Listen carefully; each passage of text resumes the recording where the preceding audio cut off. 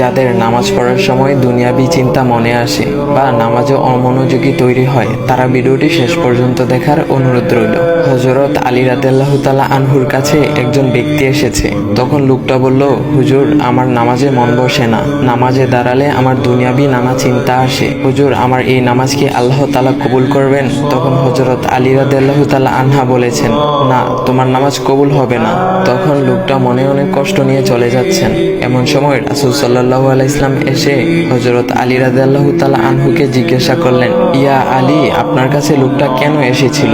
এসে দেখি মন খারাপ করে চলে গেল। কেন, কি হয়েছে আমাকে বলুন। তখন আলী রাদিয়াল্লাহু তাআলা আনহু বলেন, তিনি আমার কাছে জানতে এসেছেন যে নামাজে দুনিয়াবি চিন্তা আসলে নামাজ হবে কিনা। আমি বলেছি, না, তোমার নামাজ কবুল হবে না।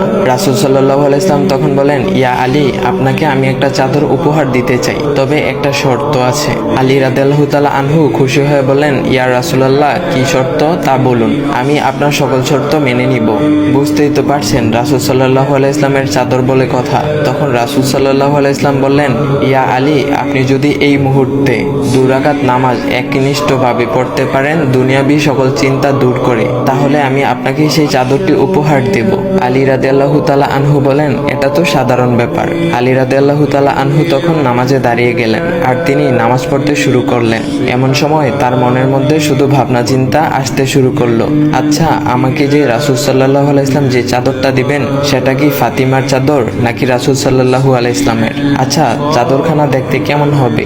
এই বিভিন্ন বিষয় নিয়ে ভাবতে লাগলেন। তিনি ভুলেই গেছেন যে দুনিয়াবি চিন্তা নামাজে আনতে রাসূল সাল্লাল্লাহু আলাইহি ওয়াসাল্লাম নিষেধ করেছেন। এর মধ্যে আলী রাদিয়াল্লাহু তাআলা আনহুর নামাজ পড়া শেষ। আলী রাদিয়াল্লাহু তাআলা নামাজ শেষ করে রাসূল সাল্লাল্লাহু আলাইহি ওয়াসাল্লামকে বলতেছেন, ইয়া রাসূলুল্লাহ, আমি আপনার শর্ত মেনেছি, এখন আমাকে চাদরখানা উপহার দেন। রাসূল সাল্লাল্লাহু আলাইহি ওয়াসাল্লাম বলেন, ইয়া আলী, আপনি কি একনিষ্ঠভাবে দুনিয়াবি চিন্তামুক্ত ছাড়া 2 রাকাত নামাজ পড়েছেন? তখন আলী রাদিয়াল্লাহু তাআলা আনহা মুচকি হেসে বললেন, না ইয়া রাসূলুল্লাহ, আমি আপনার চাদর নিয়ে অনেক কিছুই ভেবেছি। তখন রাসূল সাল্লাল্লাহু আলাইহি ওয়াসাল্লাম বলেন, ইয়া আলী, নামাজ তোমারও হয়েছে, আর তুমি যাকে নামাজ হবে না বলে ফতোয়া দিয়েছো, তার নামাজও আল্লাহ তাআলা কবুল করে নিয়েছেন।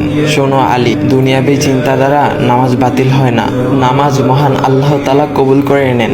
সকল ফরজ নিয়ম কানুন মেনে নামাজ পড়লে নামাজ হবে ইনশাল্লাহ। তবে আমাদের সকলের উচিত নামাজ আদায় করার সময় একমাত্র আল্লাহকে স্মরণ করে নামাজ আদায় করা। নামাজে দাঁড়ালে দুনিয়াবি চিন্তা মাথায় আসে, এটা শয়তানের একটা ফাঁদ।